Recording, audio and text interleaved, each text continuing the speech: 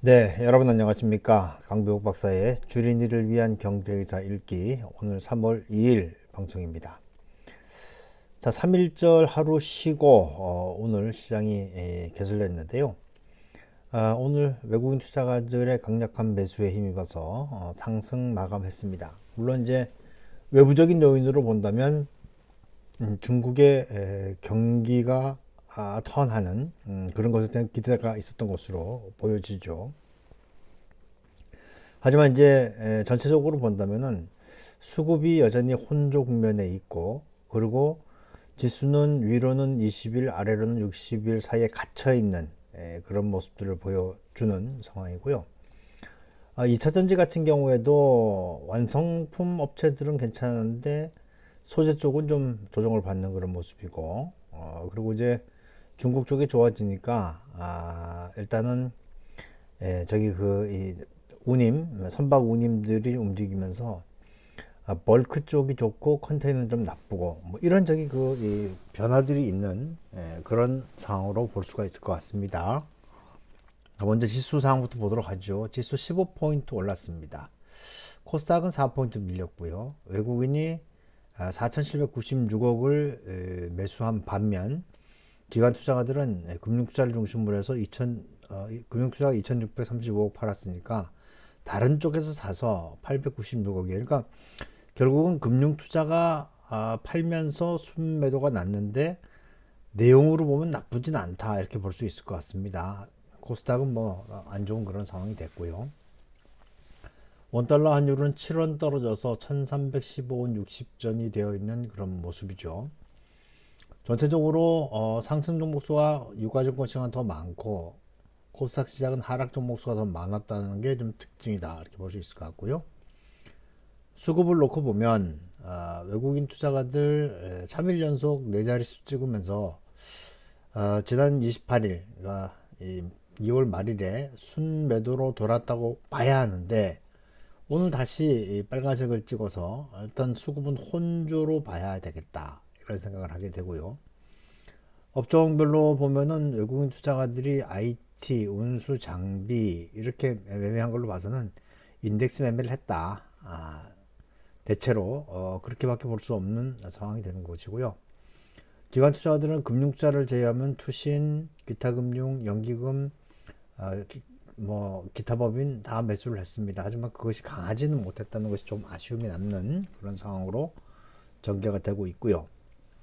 차트를 보면 일봉인데요. 여기 이제 노란색 선이 20일이고 초록색 선이 그 60일이란 말이에요. 이 60일이 바로 이제 2390에 걸려 있습니다. 제가 이제 헤드라인에 2390을 지켜라 라고 하는 것은 결국 이제 시장의 움직임이 60일은 깨기 싫고 20일을 뚫고 올라가기는 좀 부담스럽고 하는 이제 그런 상황으로 전개가 되고 있고요. 예, 주봉은 뭐 여전히 그렇게 눌려있는 상황이고 월봉도 다시 안으로 들어와 있기 때문에 제가 볼 때는 일단은 뭐 3월 적어도 한 초 중반까지는 이 박스권 내에서 횡보를 하지 않겠는가 이렇게 생각이 됩니다. 시가총액 상위 종목들 움직임 보면은 삼성전자가 강보합, LG에너지솔루션이 2.29% 올라갔잖아요. 삼성 SDI도 그렇고, 그러니까 결국 이제 2차 전지 완성품들은 괜찮았어요. 금양이나 SK이노베이션, 페노션, 현대제철, 포스코홀딩스, SKC, 필라홀딩스, 두산마켓 전체적으로 이제 대중국과 관련해서 중국의 경기 부양이 있을 경우에 움직일 수 있는 것들 올라갔고요. 메리츠 금융지주나 하나생명, 동원산업, 신한지주, 카카오페이, SK바이오사이언스, 강원랜드 등은 밀려 내려가는 그런 모습인데 강원랜드가 2만원이 깨졌네요. 안타까운 일이네요. 코스닥에서 이제 이차전지 소재주들이 안 좋았어요. 에코프로 BM, LNF, 에코프로 이런 것들 다 안 좋았단 말입니다. 근데 지금 이제 테슬라가 저기 또 공장을 만든다고 해서 뭔가 좀 저기 이 이익이 오는 것이 아니냐 이렇게 보고 있는데 아직은 아닌 모양이에요, 그렇죠? 성일 하이텍, 세비캠, 메디톡스, 제이오, 삼천당 제약, 휴젤, 바이오니아 이런 것들을 움직였고요. 근데 저 일사불란하진 않네요. 밀리는 것은 루니, 데브 시스템스, 디어유, KMW, WPC, LNF.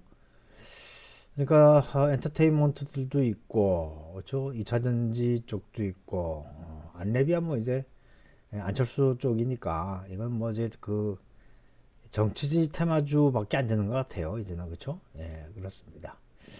테마 쪽에서는 가구, 2차 전기자전거, 로봇, 지능형 로봇은 뭐가 있나요? 미래 컴퍼니가 상한가를 들어갔군요.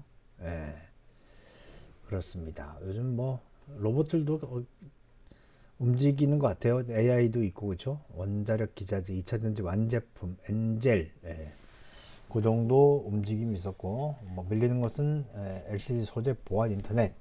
이거 뭐 보안 인터넷이야 안랩이 있으니까 그렇겠죠. 그렇습니다. 해외 변수들 잠깐 보면 유가는 이제 뭐 그 중국의 어떤 리오프닝이라든지 이런 게 있다면은 올라갈 수가 있겠죠. 다행스러운 것은 달러 인덱스가 좀 제어되는 것은 좀 다행이다 생각이 되고요. 환율은 여전히 1,300원 선 위에 있기 때문에 요거는 아직까지는 저기 그 좀 더 지켜볼 필요가 있겠고, 이번 주가 이제 오늘이 목요일이잖아요. 그러니까 다음 주 목요일이 옵션 만기입니다. 아니 동시 만기가 되겠네요. 이번에는 3690이니까 지금 아직까지는 포지션들이 제대로 잡히진 않는 것 같아요. 외국인도 그렇고 개인이 지금 뭐 아주 저기 그 양매도를 쳐놓고 기다리고 있는 것 같은데, 요건 좀 지켜볼 필요가 있겠다 생각이 됩니다. 금리들은 올라가고 있어요. 금리 올라가고 있고, 그리고 지표는 이제 그 노동 관련 지표들이 나오게 되겠고, 그리고 3월 3일 여기 저기 그저 아마 2월 고용보고서가 같이 나올 텐데, 그렇죠? 그런 것들을 한번 우리가 주의 깊게 볼 필요가 있겠다는 생각이 듭니다. 뉴스도 뭐 특별한 건 없어요. 코스피 마감, 중국 경기 회복 기대의 소폭 상승, 2,420선 탈환. 근데 뭐 힘이 좀 빠지는 듯한 그런 모습이죠. 중국 국외지표 개선으로 상승했다. 하지만 달러 강세와 미국 국채금리 상승폭 확대 영향에 따라서 오름폭이 소폭 줄어든 것으로 보여진다. 아무래도 미국 쪽에 최근에 국채금리 움직임이 심상치 않은 그런 모습들을 가지고 있단 말이죠. 자, 그리고 이제 우리가 어제 노는 사이에 이 뉴스를 다 보셨겠지만 2월의 무역 수지 적자가 53억 불 적자입니다. 12개월 연속 마이너스예요. 이거 참 답답한 일이죠. 이제 품목별로 국가별로는 아직까지 속보가 나온 건 없는데, 우리나라 2월 수출액이 지난해 같은 달보다 7.5% 감소한 걸로 나타났고, 에너지 수입 증가 등 영향으로 무역 수지는 12개월 연속 적자를 나타냈다. 이게 지금 1월 하고 합치니까 이제 170억 달러가 넘는단 말이에요. 이건 뭐 지금 나라를 팔아먹게 생긴 그런 상황인 것 같습니다. 수출액은 지난해 같은 달보다 7.5% 감소한 510억 달러. 그렇죠? 자동차, 석유 제품, 일반 기계는 그 전년 동월보다 수출량이 늘었는데, 지역별로는 자동차 일반 기계 수출이 활발한 미국, 유럽 쪽으로, 또 중동 수출의 증가세가 좋았다. 그렇죠? 하지만 반도체가 굉장히 안 좋고 그렇습니다. 그래서 이런 것들이 좀 부담스러운 것이죠. 여기 이제 그 보도전에 나온 게 있는데, 이게 지금 속보치예요. 속보치. 아마 어제가 노는 날이라 가지고 그냥 저기 그 속보치만 내놓고, 그다음에 저기 그 집계 다른 거 세부적인 집계는 안 한 것으로 지금 보여지는데요. 어찌됐든 지금 2023년 들어와서 179억 달러예요. 이거는 아마 역대 최고 수준이 아닐까 싶습니다. 이렇게 되면 상당히 어렵다 이렇게 보여지는 것이죠.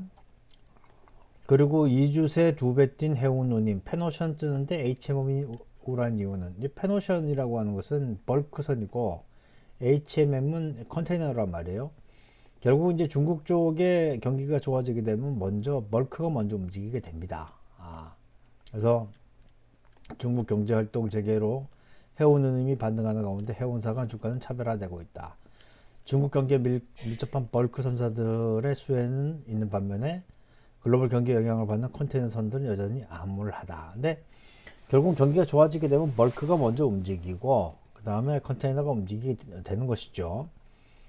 뭐 그거는 저기 그 순차적으로 그렇게 시차를 가지고 나올 수 있는 거기 때문에 크게 크게 저기 걱정할 건 없다 이런 생각이 듭니다. 하지만 이제 그것이 제대로 저기 살아나지 못한다면 그럼 뭐 어려운 상황이 될 수가 있겠죠. 그래서 벌크라고 하는 것은 원재료라든지 곡물 이런 것들을 저기 실어 나르는 것이고 컨테이너는 완성품들을 실어 나르는 거니까 먼저 원재료들이 움직이고 완성품이 움직이는 거니까 그렇게 여러분들이 이해하셔도 될 것 같습니다. 자, 미국 긴축 장기화 공포 확산에 한국 고금리도 고공행진. 바닥 찍었던 10년물 한 달 만에 51bp 올라갔고 3년물, 5년물 회사채도 올 들어 상승 곡선이고 미국 긴축 장기화 전망 힘 얻으며 투자 심리가 흔들대고 있고 미국 10년물 금리도 4% 급등을 했다. 실제로 그런 건 보죠. 요번 문제 미국 10년 국채금리인데 4.043이네요. 그죠? 4.043. 여기 이제 이 원데이, 일봉으로 보면은, 원위크, 원먼스, 뭐, 거의 그냥 뭐 저기 고가놀이를 하고 있는 그런 상황이 됐네요. 그렇습니다. 이렇게 되면 아무래도 이제 부담스럽죠. 물가 내려가고 금리 내려간다고 주장하는 사람 다 어디 갔는지 모르겠네요. 그렇죠? 자, 이게 사실 물가가 잡히지 않고 그러면서 이제 계속해서 긴축이 나올 것이다. 이런 얘기가 나오는 거죠. 지금 올해 중에만도 올해 상반기 중에만도 75bp를 더 올릴 수 있다고 이야기하는 거니까 한번 좀 저기 지켜볼 필요가 있을 것 같아요. 그렇다면 여기서 우리가 페드워치를 한번 봅시다. 페드워치. 페드워치는 어느 정도 지금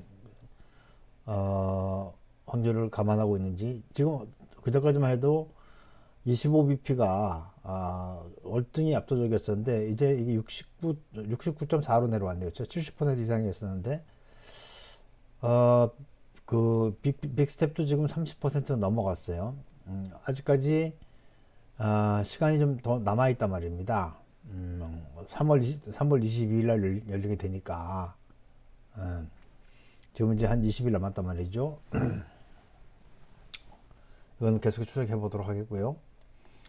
자, 3조 8천억 규모의 테슬라 양극재 공급 계약에 LNF 기대감이 있다. 테슬라와 양극재 공급 계약을 맺은 LNF가 상승세를 이어가고 있다. 2일 오전 LNF는 전 거래 대비 3.05% 올랐다. 그렇죠? 전문가들은 LNF가 테슬라와 추가 공급 계약을 맺을 것으로 전망했다. 그러니까 이제 결국은 양극재 이 2차 전지는 양극재, 음극재, 분리막, 전해액 이렇게 구성이 되어 있는데 그 중에 이제 양극재가 제일 이제 많은 거죠.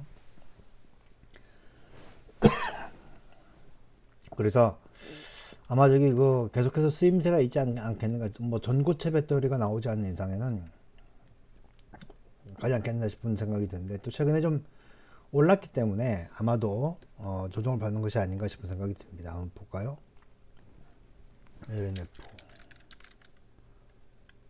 여기잖아요, 그죠? 최근에 많이 올랐기 때문에 아마 저기 조정을 받은 것으로 봐야 될 것 같고 기본적으로는 저기 계속해서 움직임들이 있을 수가 있는데 근데 여기서 바닥에서부터 보면 너무 많이 올랐네요, 그렇죠? 이게 뭐 벌써 10배 이상 15배 정도 올랐으니까 그래요. 이런 거 이제 따라잡긴 좀 부담스럽지 않나 이런 생각도 하게 됩니다. 자, 어쨌든 지수는 크게 보면은 횡보 그 좁은 밴드 내에서의 움직임이 나오지 않겠는가 싶은 생각이 드는데 거기에 맞춰가지고 여러분들도 전략을 짜시면 되지 않겠나 싶은 생각이 듭니다. 오늘 수고하셨고요. 내일 또 뵙도록 하죠. 고맙습니다.